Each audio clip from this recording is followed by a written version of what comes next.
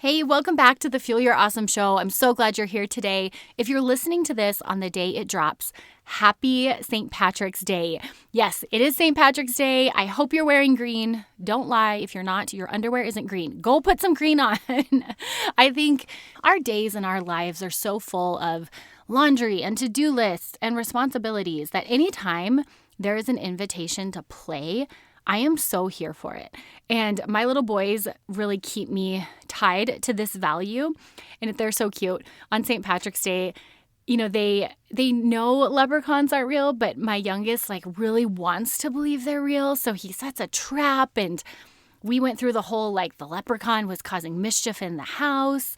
And it's so cute. So when I woke up on St. Patrick's Day last year, my son ran in and started pinching me. So I actually did sleep in green underwear, but you better believe I added a green shirt and I am wearing green today. So if you are not, my friend, pause this episode, go put green on. Let's play today. But hey, you are so in for a treat today because we're actually taking this fun and this green celebration into our food. We're going green today, not necessarily for the environment, but for your body. Cruciferous green veggies. They might not sound sexy, but let me tell you, my friend, your gut and your hormones and your energy levels love them. They love these cruciferous veggies. We're going to talk about why they're amazing and how to add them. And if you're thinking, Jess, I hate broccoli or Brussels sprouts make me want to gag, guess what? You're not alone. I was one of those kids that my mom had to make up a whole story about how broccoli were actually trees from little tiny fairies. And then we drenched those trees in cheese, aka Velveeta. It wasn't even actual cheese. But she had to create a story and then dress them in something that was kid-friendly to get me to eat them. And I'm going to be honest with you, I'm not that different as an adult. I don't love broccoli. I don't love Brussels sprouts, but I have found ways to dress them up and make them appealing. And this is why I do it. Veggies are total rock stars for our health, especially for us women and especially as we age. So real quickly, I'm going to break down 3 awesome facts about cruciferous veggies just to sell you on it. And then we're going to talk about how to dress them up. Cool? You here for it? All right, we're going to just dive right in. Fact number 1, my friend, these cruciferous veggies, they are detox superstars. Detox superstars. They actually contain a component called sulforaphane, which sounds like a science experiment, but it's actually a compound that helps your body detox. Now, I know there are tons of detox protocols and supplements on the market, and I have mixed feelings about them because on the one hand, I have friends who say they feel really good when they do them, which I am one that I believe you listen to your body's biofeedback. And so I am not one to tell you what you do and do not feel. But then on the other hand, there's really not a lot of science to support it. And our body has a natural detoxification system, the liver.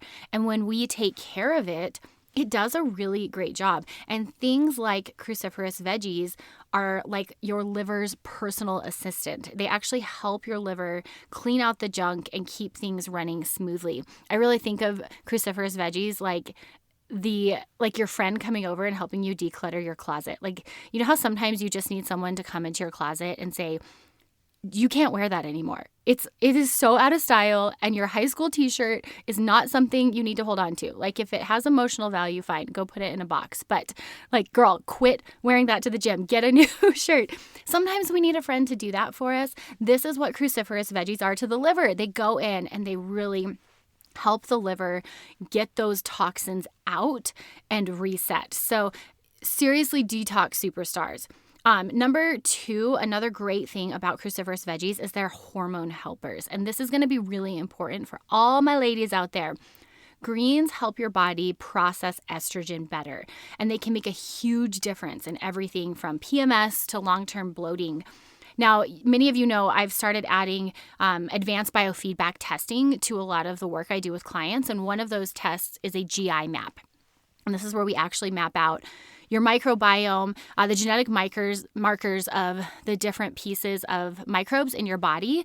And we also can look at your intestinal health markers. And one of those intestinal health markers is a compound called beta-glucuronidase. And this guy, I call him the trash panda of the gut. Your liver works really hard to package up toxins and then like put them in a pretty package and send them to your intestines to be pushed out of your body.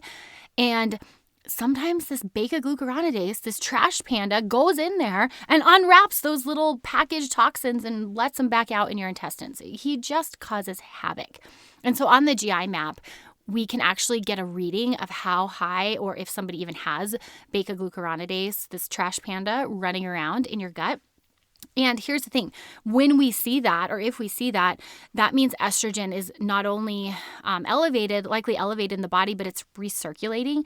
And so upping your cruciferous veggies can help with that estrogen metabolism, locking it back up, getting that beta-glucuronidase back down and out of the gut, so that you don't have those elevated hormone and specifically estrogen levels. It's super powerful here. And, I'm someone that has really bad PMS.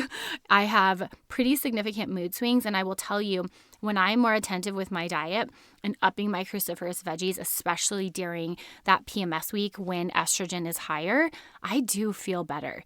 Now, girls, I get it, because I'm going to tell you, during my PMS week, I don't want me some broccoli. Like I'm like, give me the ice cream. It takes a lot of mental awareness, a lot of prefrontal cortex activation. It takes some effort to choose something like broccoli before ice cream during that PMS week. But if we look at it from a biological perspective, it is incredibly powerful. And I think sometimes that knowledge, not sometimes, always, that knowledge is power. And it can really help us overcome some of our like instinctual reactions or like immediate cravings. Okay, so that's number 2. It's a hormone helper. Fact number 3, these guys, these cruciferous veggies, are gut and heart health boosters. Guys, they are super high in fiber, and high fiber equals a happy gut.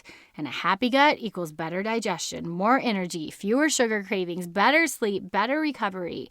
Think of fiber like a broom sweeping through your system, sweeping through your gastrointestinal tract, keeping everything moving.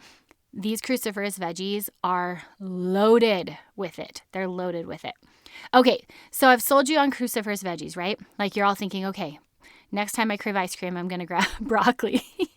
Okay, maybe it's not that extreme, but we've got the facts, right? They're detox superstars, they're hormone helpers, and they are gut and heart health boosters. So what are these cruciferous veggies, and how can I convince myself to love them? Guys, cruciferous veggies are going to be things like broccoli, cauliflower, and Brussels sprouts, 3 of probably the most controversially tasting veggies on the market.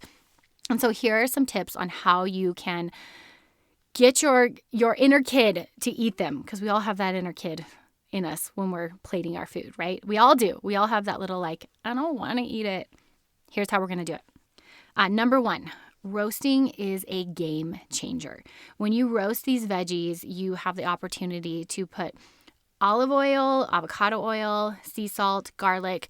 These natural herbs and fats can really change the flavor. And when we roast it, it pulls out some of the sugars so they taste a little sweeter.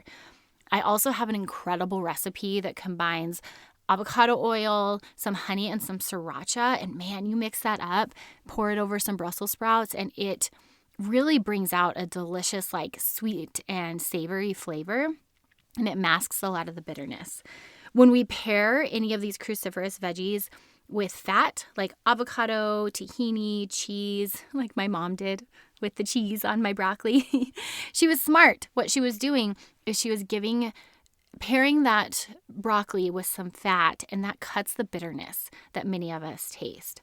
If you're like, Jess, I just can't do it. I can't roast them. Even pairing it with a fat, it doesn't taste good. Guys, we can blend these veggies into smoothies. Cauliflower, kale, spinach, while it's not quite as cruciferous as kale, it's still going to be up there in terms of like detoxification and hormone helping.